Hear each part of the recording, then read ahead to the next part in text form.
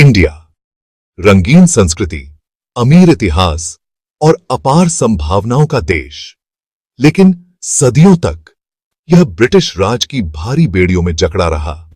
यह दौर, जिसे ब्रिटिश राज के नाम से जाना जाता है, इस उपमहाद्वीप पर एक लंबी काली छाया की तरह था। यह शोषण, अत्याचार और भारतीय लोगों पर किए गए अकल्पनीय अत्याचारों का समय था। यह सिर्फ अत्याचार की कहानी नहीं है, बल्कि यह मानवीय भावना के दृढ़ता का प्रमाण भी है। यह अनगिनत भारतीयों की कहानी है जिन्होंने आजादी का सपना देखने की हिम्मत की। उनके बलिदान ने अंततः भारत की स्वतंत्रता का मार्ग प्रशस्त किया। यह उनकी कहानी है। 1757 का साल भारतीय इतिहास में एक महत्वपूर्ण मोड़ था। प्लासी के मैदानों पर एक private trading company, British east India company की सेनाएं बंगाल के नवाब की सेना से भिड़ गईं। विश्वासघात और छल से भरी यह लड़ाई एक निर्णायक ब्रिटिश जीत में समाप्त हुई। यह जीत केवल एक सैन्य जीत नहीं थी, यह मुगल सत्ता की इमारत में पहली दरार थी और इसने भारत में कंपनी शासन की शुरुआत का संकेत दिया। ईस्ट इंडिया कंपनी, जो शुरुआत में व्यापार चाहने वाले व्यापारी थे, एक क्रूर राजनीतिक शक्ति में बदल गए। उन्होंने बंगाल के खजानों का शोषण किया, उसके खजाने को खाली कर दिया और उसकी समृद्ध अर्थव्यवस्था को बर्बादी की ओर धकेल दिया। कंपनी का लालच बंगाल से आगे तक फैला हुआ था। धीरे धीरे इसने भारत के विशाल क्षेत्रों को अपने कब्जे में ले लिया। इसने एक नए युग की शुरुआत की, जहां लाभ सर्वोपरि हो गया और भारतीय लोगों के कल्याण को पीछे धकेल दिया गया।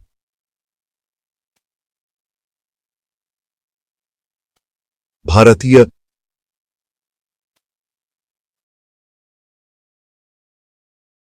चिलचिलाती भारतीय धूप में एक अलग ही जंग छिड़ी हुई थी। यह जंग भूख, गरीबी और औपनिवेशिक शासन की उदासीनता के खिलाफ थी। अकाल, जो भारत के इतिहास में एक बार बार आने वाला दुस्वप्न था, ब्रिटिश शासन के तहत और भी आम और विनाशकारी हो गया। 18वीं शताब्दी के अंत से 20वीं शताब्दी के मध्य तक लाखों भारतीय भूखमरी के कारण मारे गए। ये अकाल केवल प्राकृतिक आपदाएं नहीं थीं, ये मानव निर्मित त्रासदियां थीं जो ब्रिटिश राज की शोषणकारी नीतियों से और भी बदतर हो गई थीं। नील और अफीम जैसी नकदी फसलों की खेती पर ब्रिटिश सरकार के फोकस की वजह से खाद्य सुरक्षा खतरे में पड़ गई। अकाल राहत के प्रति उनका उदासीन रवैया और भेदभावपूर्ण व्यापार नीतियों ने भारत की अपने लोगों को खाना खिलाने की क्षमता को कमजोर कर दिया। करोड़ों भूखे लोगों की चीखें अनसुनी रहीं, क्योंकि ब्रिटिश प्रशासन उन लोगों की दुर्दशा के प्रति उदासीन बना रहा जिन पर वे शासन करते थे।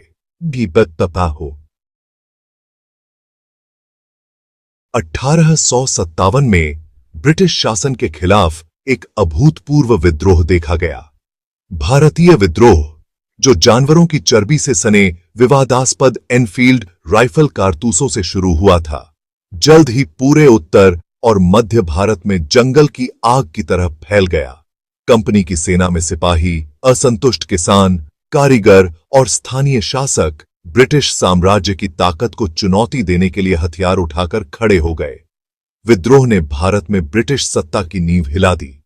विद्रोह के पैमाने और उसकी गंभीरता से अचानक दो चार हुए अंग्रेजों ने क्रूर बल के साथ इसका जवाब दिया।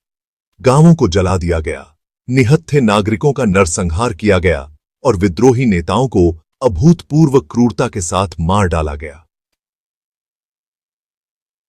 अंततः विद्रोह को कुचल दिया गया, लेकिन इससे पहले उसने ब्रिटिश राज की कमजोरी को उजागर कर दिया और भारतीय राष्ट्रवाद की लौ को प्रज्वलित कर दिया। भाग 5, जलियांवाला बाग, मानवता पर एक दाग।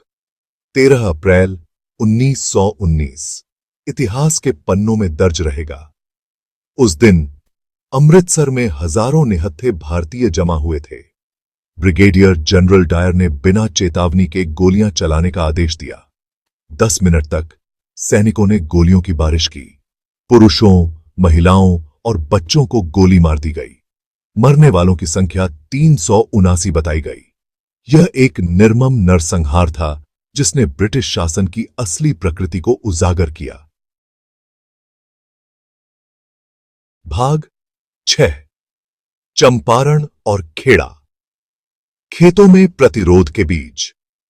एक ओर जहां राष्ट्रीय स्तर पर स्वतंत्रता संग्राम छिड़ा हुआ था, वहीं आम भारतीय देश के सबसे सुदूर कोनों में उत्पीड़न के खिलाफ अपनी लड़ाई लड़ रहे थे।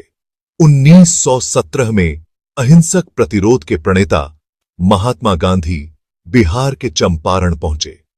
चंपारण में किसानों को ब्रिटिश बागान मालिकों द्वारा शोषणकारी परिस्थितियों में एक नकदी फसल नील की खेती करने के लिए मजबूर किया जाता था।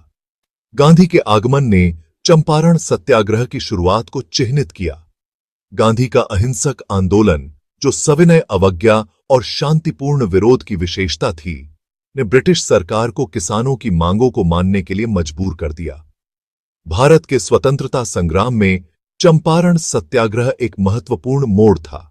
इसने अहिंसक प्रतिरोध की शक्ति को प्रदर्शित किया और देश भर में इसी तरह के आंदोलनों को प्रेरित किया, जिसमें गुजरात में खेड़ा सत्याग्रह भी शामिल है, जहां किसानों ने अत्यधिक भूमि कर के खिलाफ विरोध किया था। भाग 7। उद्योग का विनाश, राज के तहत आर्थिक शोषण। भारत की अर्थव्यवस्था पर ब्रिटिश राज का प्रभाव विनाशकारी से कम नहीं था। एक समय अपने समृद्ध कपड़ा उद्योग के लिए प्रसिद्ध भारत का ब्रिटिश शासन के तहत व्यवस्थित रूप से औद्योगिकरण किया गया था। ब्रिटिश नीतियों को भारतीय उद्योगों की कीमत पर ब्रिटिश उद्योगों को बढ़ावा देने के लिए डिजाइन किया गया था।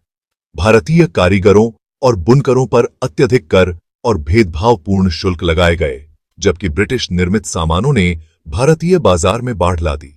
भारत के औद्योगिक आधार के इस जानबूझकर विनाश ने देश को कच्चे माल के आपूर्तिकर्ता और ब्रिटिश सामानों के लिए एक कैप्टिव बाजार में बदल दिया। राज के तहत भारत के आर्थिक शोषण ने उसकी अर्थव्यवस्था को बर्बाद कर दिया और लाखों लोगों को गरीबी में धकेल दिया। भाग 8। बंगाल की पीड़ा। द्वितीय विश्व युद्ध का बड़ा बंगाल अकाल। जैसे ही दुनिया द्वितीय विश्व युद्ध की भयावहता से जूझ रही थी, बंगाल में अकल्पनीय अनुपातों की एक त्रासदी सामने आई। 1943 और 1940 के बीच बंगाल एक ऐसे अकाल की चपेट में आ गया जिसने अनुमानित 30 लाख लोगों की जान ले ली। यह अकाल पहले के कई अकालों की तरह ब्रिटिश नीतियों का प्रत्यक्ष परिणाम था। ब्रिटिश युद्ध प्रयासों ने भारत से संसाधनों को दूर कर दिया, जिससे बंगाल में भोजन की भारी कमी हो गई। औपनिवेशिक सरकार की निष्क्रियता और उदासीनता ने स्थिति को और भी बदतर बना दिया। मदद की गुहार के बावजूद ब्रिटिश प्रशासन पर्याप्त राहत प्रदान करने में विफल रहा। उसने लाखों भारतीयों के जीवन के ऊपर युद्ध आपूर्ति को प्राथमिकता दी। भाग 9। भारत छोड़ो। हिंसा से भरा जवाब। 1940 के दशक तक भारत की आजादी की मांग अपने चरम पर पहुंच चुकी थी। 1942 में भारतीय राष्ट्रीय कांग्रेस ने भारत छोड़ो आंदोलन शुरू किया, जो ब्रिटिश शासन को तुरंत समाप्त करने का आह्वान करने वाला एक विशाल सविनय अवज्ञा आंदोलन था। इस आंदोलन में भारतीय समाज के सभी वर्गों के लोगों की अभूतपूर्व भागीदारी देखी गई। भारत छोड़ो आंदोलन के प्रति ब्रिटिश प्रतिक्रिया तेज और क्रूर थी। औपनिवेशिक सरकार ने महात्मा गांधी सहित हजारों कांग्रेस नेताओं को गिरफ्तार कर आंदोलन पर बेरहमी से कार्रवाई की। शांतिपूर्ण विरोध प्रदर्शनों का सामना लाठीचार्ज, आंसू गैस और यहां तक कि गोलियों से किया गया। क्रूर दमन के बावजूद भारत छोड़ो आंदोलन ने भारत में ब्रिटिश शासन की नींव को अपरिवर्तनीय रूप से चकनाचूर कर दिया। भाग 10। संघर्ष की विरासत। विपत्ति पर विजय। ब्रिटिश राज की कहानी उपनिवेशवाद की मानवीय कीमत की एक कड़ी याद दिलाती है। यह भारतीय लोगों की अदम्य भावना का प्रमाण भी है। भारतीयों ने आजादी की अपनी लड़ाई कभी नहीं छोड़ी। 15 अगस्त 1947 को भारत आखिरकार मुक्त हो गया। यह विरासत भारतीयों को प्रेरित करती रहती है।